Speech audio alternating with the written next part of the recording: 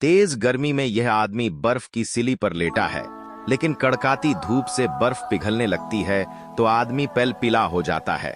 आदमी का हाथी बहुत सारे बर्फ के टुकड़े लाता है।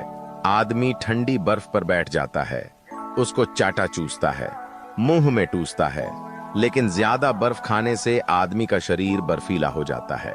फिर आदमी का हाथी सूंड से गर्म पानी का फूंक बारा मारता है।